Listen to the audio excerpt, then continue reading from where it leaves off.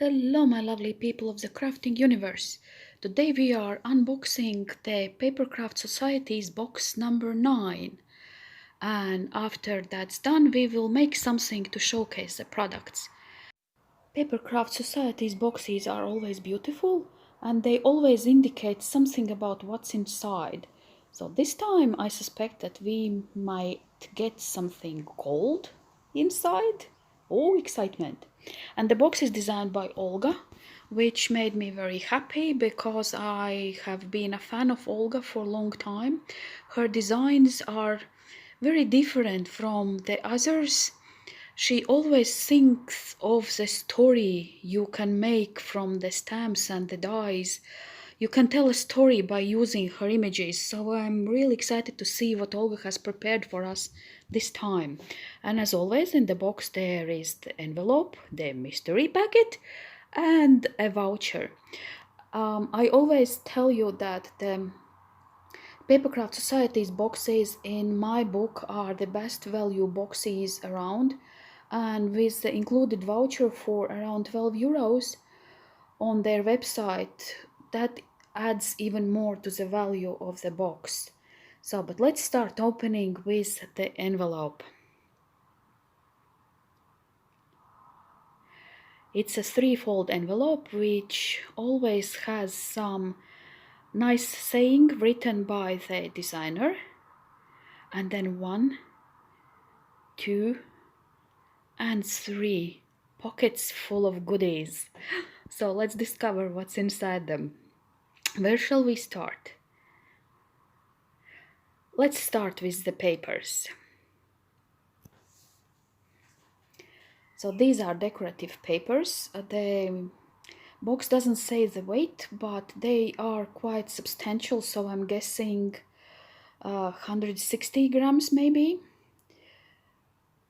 And you get 2 designs of each, one-sided papers, this lovely gentle floral design, and this very beautiful mixed media type paper with coffee stains. And just look at this beautiful music sheet. Doesn't it make your heart sing? That's a gorgeous paper, and it gives you so many ideas what to do with it. And the wood grain paper. It seems neutral, but I have noticed that if I make cards, I use wood grain paper quite often. It adds a touch of elegance. And this, oh yes, this is so typically Olga. Olga is known for her projects using printed vellum. You don't see it very often, and Olga really knows how to use this vellum to its best. And I will try to link to one of her videos using the printed vellum. But yes, I'm not surprised at all to see printed vellum in this box. And the vellum, as the other papers, are decorated with little notes and with lines of music, so we are understanding by now that this box will be all about music. So let's get the papers together and have a look what's in the other pocket. And this is the stamp set. So you get more than 20 stamps, small ones, big ones. There are music instruments. There are little notes. There are this big gorgeous swirl with notes in the middle. And it is playing with words. You can see a stamp which says just a little note or sending a note to you. That's very clever. And let's measure it. It is A5 stamp set, so it's around 16 by 22 centimeters. So you get a lot of stamps included in this set. And of course, the last pocket. Oh, there is something else, not just cutting dies. There is an embossing folder.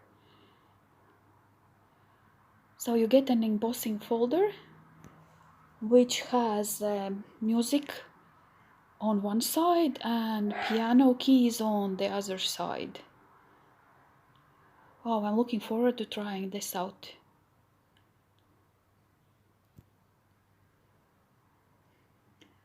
And the last thing in the pocket, of course, it is the dies. There are 23 dies in total, and as you see, those are music instruments, some words. The words say just a note, and there is the big guitar, a smaller die within it, which looks like a violin. There are some details with which you can make your music instrument look more realistic. There are flowers, and if you see the project that I will make at the end of this video, there will be more information about these flowers. And now I'm just checking if the dies match any of the stamps. And it appears that no, that the dies, the motifs are similar, but the dies appear to be bigger than the stamps. I'm checking the key. Yes, the die is bigger. And checking the instruments and the strings. So yes, the dies are separate and the stamps are separate. They do not match each other. So this is the biggest die, the central die, which looks like a guitar. And inside it there's a smaller die, which obviously can be made into a violin. And there are even strings and some lines, which probably will cut the lines for the music sheet. And there are these little cute things, which are keyboards, keys for the piano, and the little embellishments just to go on the bigger dies to make them more dimensional, more realistic. And if you see there in the corner, there is a little swirly, flowery decoration, which can be used on music projects or any project really that you have. This was the envelope with 23 stamps, 23 dies, with printed vellum, with decorative papers, and with an embossing folder. So let's put everything back, close it, and let's check out the mystery packet, which this time is wrapped in very cute pink paper. These mystery packages are always wrapped in generous amounts of tissue paper. And by now, if you are a subscriber of the box, you have quite a big collection of the tissue papers, which can be used as a crafting material on its own. So I always keep them neatly packed in one of the Papercraft Society's boxes, by the way. So let's see what's inside there. Ink cubes. This time there are 3 mini ink cubes in sort of tea, walnut, and very warm honey color, which are very good for any kind of mixed media project. These are hybrid inks, so they are very versatile. You can stamp on almost any surface, and most importantly, you can color them using alcohol markers, using watercolor, and they will not run. So the inks are one of the best parts of the Papercraft Society's boxes, and just look how well they go with the papers. So now we understand why the papers also had the orange and honey and walnut notes in them. They go beautifully with the inks. Very, very good. Very happy about that. So let's see what else is there. There is this intriguing thing, which is an embossing powder. We've never had an embossing powder in the boxes, and it is oh, and this is our gold. Yes, remember, the box indicated that there might be something golden inside, so this is the gold, a golden embossing powder. Yes, very happy about it. And then there is this very exciting packet. What's inside there? The packet says sequence, but really these are quite large, so the music key, and it is big enough to be used separately, not just as a sequin to fill a shaker, for example, but just to use an embellishment. I was thinking maybe just color it golden or use any medium that imitates rust on them, and it can be an ephemera piece on your mixed media project. Oh, these are just wonderful and so versatile, and there are a lot of them in the packet, so that's very good. As always, there is this little card. Papercraft Society's boxes always have this little card inside them, which gives you an advice on some mixed media technique or card making technique. You can collect them, or you can just use them to make a tag, for example. Use it as a craft supply on its own. And there is the booklet, which contains information about the products, which gives you inspiration what to make from the products included. There is interview with the designer. There are description of new products available on Craft Stash. So it's like having a crafting magazine on its own in your box. And papers, even more papers. This time it's cardstock. Again, the box doesn't say the weight. It seems like 180 grams maybe. This very warm, creamy color. Black, you can never have too much black cardstock. And this amazing, gorgeous, golden cardstock. They are double-sided. And let's see them all together with all the other papers. So these were the very exciting products in the box, and let's see what we can make. I decided to make a tag, so I tore 3 tag shapes from the papers included in the box. And I distressed the edges using scissors. I don't have a distressing tool, but scissors do a fine job indeed. And I'm going around the edges of the 2 smaller tags with the inks included in the box. I use the medium ink, and for the lighter tag I'm using the orange ink, and it's really juicy and beautiful.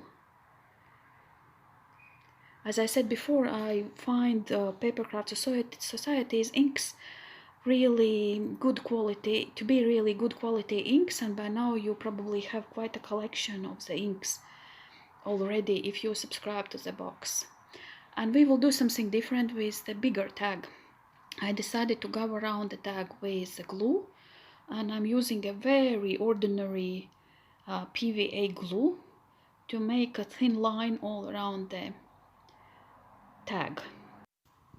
And I will be using the embossing powder included in the box to go all around my tag, to cover the glue with it. I just wanted to see how the embossing powder looks in action. The jar is quite small, but you see that I can cover the rather big tag easily, and there will be still a lot of powder left. So I'm covering the glue line with the embossing powder, and then I'm melting the powder with a glue gun. And you can see that it is a really gorgeous, rich gold color. I'm very happy with this powder. So let's put the bottom tag aside and take the top tag and just see some of the stamps. I used the biggest stamp, an ordinary waterproof ink, to stamp the images on my top tag, and just for the fun of it I took one of the music keys and I'm stamping it using the brown inks all around the tag.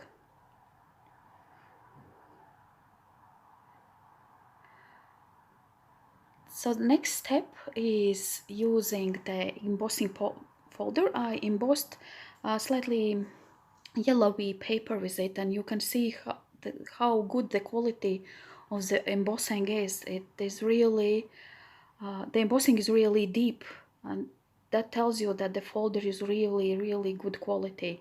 And then I used this little die to cut the black strips from the black cardstock, which make the black keys on the piano keyboard. Do you say piano keyboard? black keys on the piano, and I was in the middle of the keyboard when I realized that these are not just black strips of paper, that the die actually cuts one end of the strip straight and one end slightly rounded. Yes, so it is set, it shows you the attention to the detail by the designer. This way they look more like real piano keys. And when that's finished, I went around with one of the inks to age slightly the piano to make it go better with the tag, and then I'm just gluing it down to the tag using the art glitter glue. Since this is an embossed paper, it is not straight, so it's better to use the glue with a better grip. So I'm not using ordinary PVA glue, I'm using art glitter glue. And now to the central part. I cut out the guitar 5 or 6 times. The top part is cut from the wood grain paper, and the rest are cut from the ordinary craft paper, just to add some thickness to the central object.